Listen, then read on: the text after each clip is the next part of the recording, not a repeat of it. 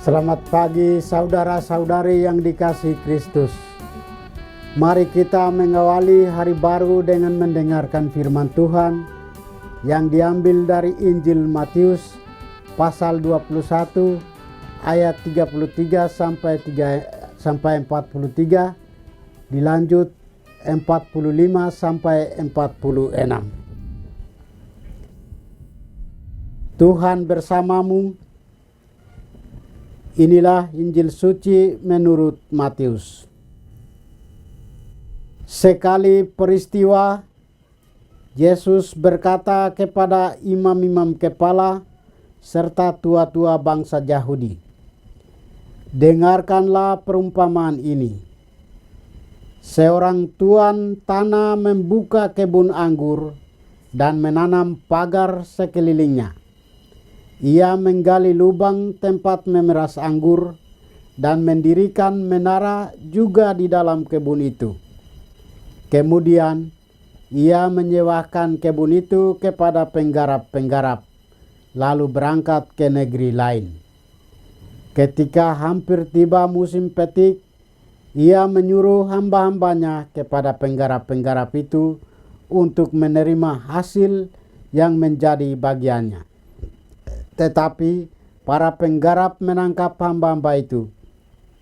Yang seorang mereka pukul, yang lain mereka bunuh, dan yang lain lagi mereka lempari dengan batu.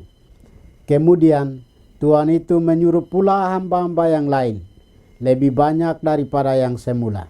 Tetapi mereka pun diperlakukan sama seperti kawan-kawan mereka. Akhirnya tuan itu menyuruh anaknya kepada mereka. Pikirnya, anakku pasti mereka segani. Tetapi ketika para penggarap melihat anak itu, mereka berkata seorang kepada yang lain, 'Ia adalah ahli waris. Mari kita bunuh dia, supaya warisannya menjadi milik kita.' Maka mereka menangkap dia dan melemparkannya keluar kebun anggur itu, lalu membunuhnya.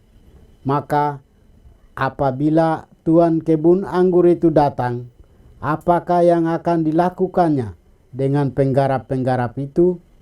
Kata imam-imam kepala dan tua-tua itu kepada Yesus, "Ia akan membinasakan orang-orang jahat itu, dan kebun anggurnya akan disewakannya kepada penggarap-penggarap lain yang akan menyerahkan hasilnya kepadanya pada waktunya."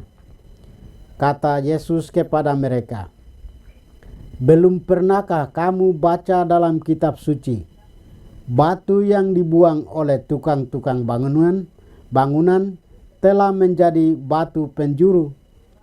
Hal itu terjadi dari pihak Tuhan, suatu perbuatan ajaib di mata kita. Sebab itu aku berkata kepadamu, kerajaan Allah akan diambil daripadamu dan akan diberikan kepada suatu bangsa yang akan menghasilkan buah kerajaan itu." Mendengar perumpamaan Yesus itu, imam-imam kepala dan orang-orang Farisi mengerti bahwa merekalah yang dimaksudkannya. Maka mereka berusaha menangkap dia, tetapi mereka takut kepada orang banyak, karena orang banyak itu menganggap Yesus sebagai nabi. Demikianlah sabda Tuhan. Saudara-saudari yang dikasihi Kristus, tema yang akan kita renungkan pada hari ini adalah keserakahan. Saudara-saudari, firman Tuhan hari ini sungguh mengusik hati kita. Perumpamaan mengenai kebun anggur adalah penggambaran Yesus mengenai sikap setiap orang dalam menghidupi imannya tiap hari. Setiap orang diberikan kebun anggur oleh Tuhan, yakni kehidupan untuk diusahakan dan dikerjakan. Hidup ini bukan milik manusia, sehingga sebetulnya manusia tidak punya hak untuk bertindak semena-mena terhadap hidupnya. Hidup adalah berkat dari Tuhan. Ia telah menyediakan segala sesuatu yang dibutuhkan oleh manusia. pagar untuk melindungi anggur dari perusak, lubang untuk memeras anggur, dan menara jaga untuk memantau perkembangan anggur. Allah memberikan segala yang baik dan berkat yang nyata agar supaya manusia dapat hidup sesuai dengan kehendaknya. Tuhan pemilik kebun anggur itu sungguh seorang yang murah hati. Ia memberikan kepercayaan kepada para penggarap itu. Harapannya agar kebun anggurnya diolah dan dipelihara dengan baik hingga menghasilkan panenan yang melimpah. Maka pada waktu panen, ia mengutus orang pilihannya untuk mengadakan perhitungan bagi hasil dengan para penggarap itu. Akan tetapi orang-orang pilihan Tuhan itu, bahkan juga anak kandung tuannya, malah disiksa, dianiaya dengan sadis, bahkan dibunuh. Ketidaksetiaan, kesombongan, dan ketamakan telah membuat mata gelap dan jadi kejam terhadap orang yang dibenci. Para penggarap itu gagal melihat kebaikan hati itu pemilik kebun anggur itu. Pemilik kebun anggur itu adalah Tuhan sendiri. Dia sungguh baik hati dan murah hati, serta memberikan banyak karunia dan talenta kepada kita masing-masing yang diangkat menjadi para penggarap kebunnya. Masalahnya sekarang terpulang kepada diri kita masing-masing. Apakah kita mau menjadi penggarap yang setia, taat, rajin, dan mau kerja keras serta bertanggung jawab? Ataukah jadi penggarap yang sombong, malas, tidak disiplin, dan serakah serta gampang emosi? Saudara-saudari, penolakan terhadap Yesus disebabkan karena egoisme, kesombongan, dan keserakahan yang terjadi yang telah merajai hati para pemimpin masyarakat waktu itu. Yesus diutus Allah bukan untuk merampas harta kekayaan mereka. Sebaliknya, dia mau membantu mereka untuk melepaskan diri dari belenggu dosa dan bertobat supaya diselamatkan.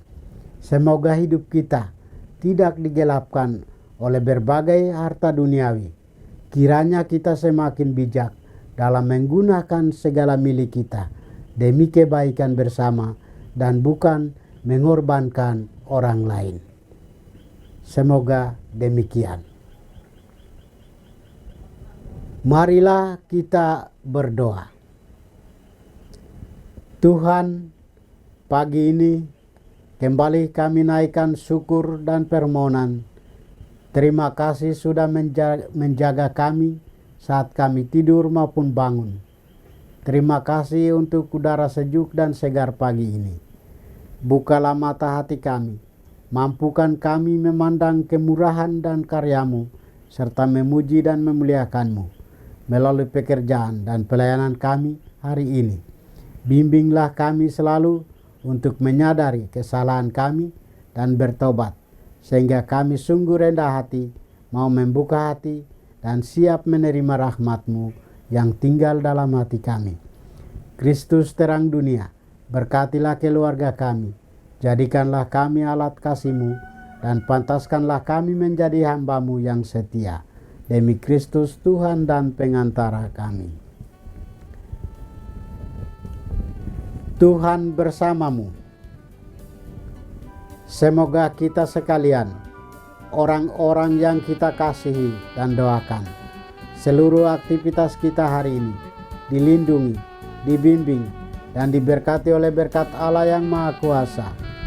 Dalam nama Bapa dan Putra dan Roh Kudus. Amin.